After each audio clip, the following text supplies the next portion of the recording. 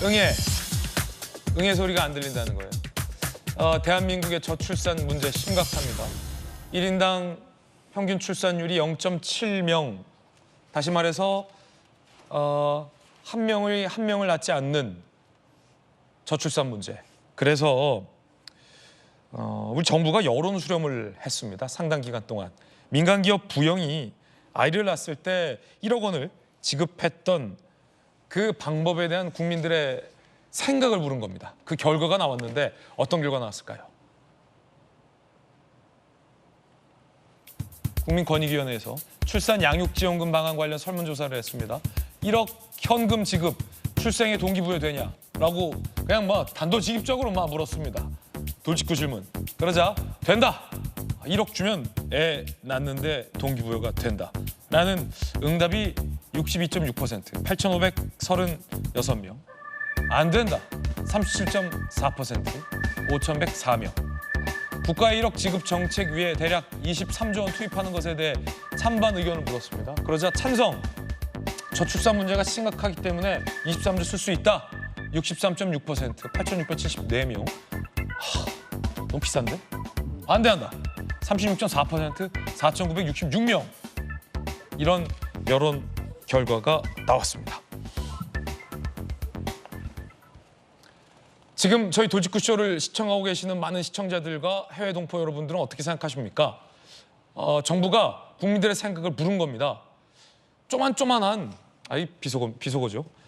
자잘자잘한 저출산 정책을 써봤는데 효과가 없었다라는 정부의 고민이 이 이면에 있는 겁니다. 그랬는데 부영이라는 기업이 덜컥 1억을 지급했고 윤석열 대통령이 나서서 그 1억 지급해 준 거에서 세금 떼가지 마라 라는 해결책을 제시했죠. 더 나아가서 정부도 이렇게 하면 어떨까라는 아이디어를 국민께 물은 실험이라고 볼 수 있겠습니다. 부영 모델 63% 지지의 의미 어떤 해석이 나올까요? 함께 보시죠.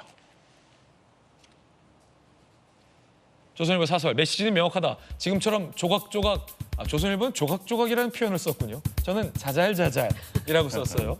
별 효과가 없다는 뜻. 정부가 2006-2021 저출생 극복 위해 280조 예산 투입했지만 지난해 출산율 뭐냐 0.72다. 지금까지 차원이 다른 과감한 접근이 필요하다라는 사설도 나왔습니다.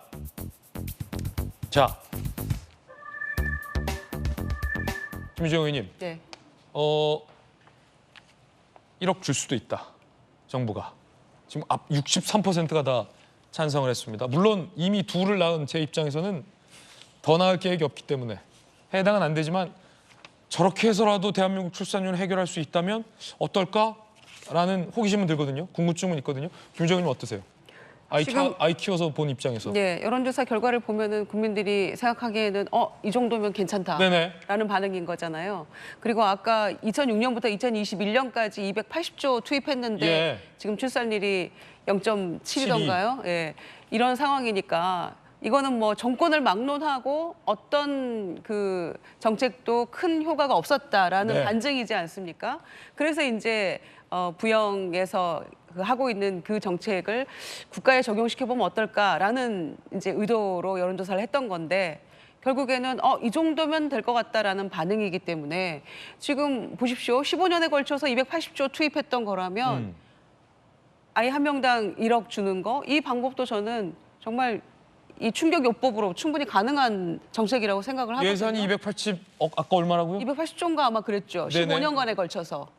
정권을 막론하고. 네. 그러니까 저는 아마 이것도 이 정도면 그러니까 사실은 일과 가정을 양립하기 위한 무슨 육아휴직 늘리고 아빠도 육아휴직 가능하다 월급도 준다 이러면서 정말 다양한 방법으로 정책을 만들어서 지원도 했지만 결국에는 피부에 와닿는 거 없고 크게 내가 느끼지 못한다. 실생활의 변화를 느끼지 못하고 실제로 육아휴직을 그렇게 쓰는 것도 만만치 않다. 과거보다 물론 많이 늘었지만 아빠들의 육아휴직도 그렇지만 이게 피부에 와닿는 이 정도면 출산해서 애 키울 만하다라는 게 와닿지 않았다는 반증이잖아요. 그리고 실제로도 나 지금 살고 먹고 살기도 힘들고 취업도 안 되고 이런 상황에서 결혼해서 애 낳는 것까지는 사실 상상하기 어려운 그런 어려운 일처럼 돼버렸어요. 지금은. 그게 현실이기 때문에. 그래서 이 정도 현금 지원을 한다면 그러면 이건 국가의 미래가 달린 문제잖아요. 국가가 소멸할 수도 있는 문제이기 때문에 이 정도 예산 투입은 어떻습니까? 물었는데 이 정도 반응이면 충분히 저는 해볼 만한 정책이라고 생각을 합니다. 자, 지금 옆에 아빠들 지금 서로 난리 났습니다. 아니 정말 안타깝고 불행한 일이지만요. 허경영이 옳았다란 말이 현실화돼 버린 겁니다. 벌써 얼마 전입니까? 벌써 10년도 지난 전에 허경영 씨가 1억 원씩 주자, 5천만 예. 주자 이야기했는데 그게 현실화돼 버렸고 허경영이 옳았다는 참 안타까운 불행한 현실이 와 버린 겁니다.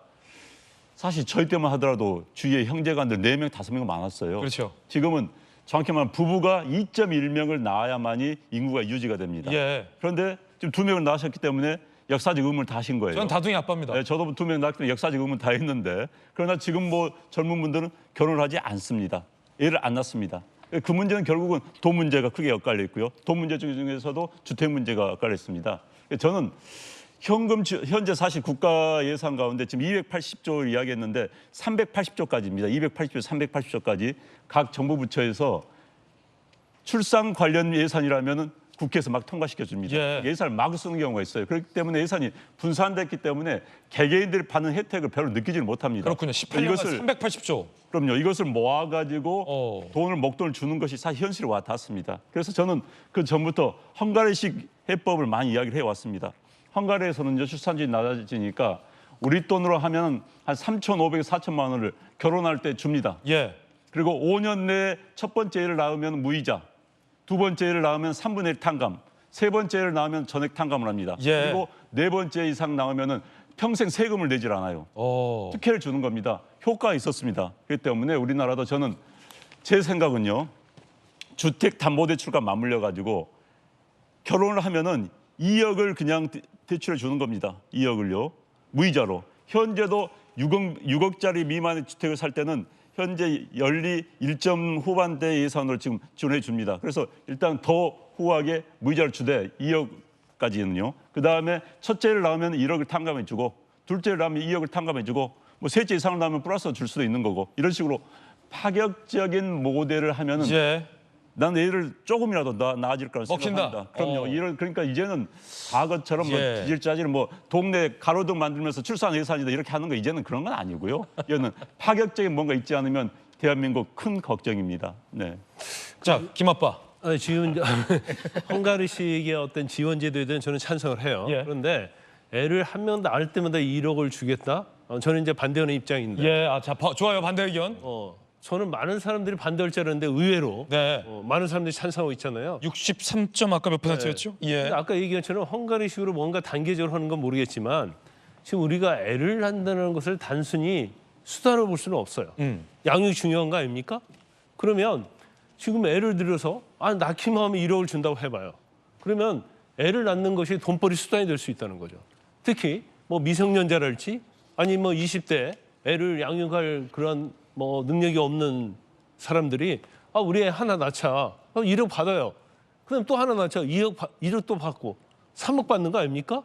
그러면 이거 자체가 출생 자체를 그냥 돈벌이 수단으로 될 수밖에 없어요. 그렇군요. 그래서 단순히 현금으로 준다. 그것은 제가 볼 때는 그건 타당하지 않고요. 뭔가 어느 정도 좀 꼼꼼한 어떤 그런 게 필요하다. 검증이랄지. 그렇죠. 단계별로. 그다음에 이제 양육 과정에서 어떤 예. 1억에 상당한 혜택을 주는 건 모르겠지만 그냥 나면 1억을 준다. 이것은 맞지 않는 것 같아요. 그렇군요.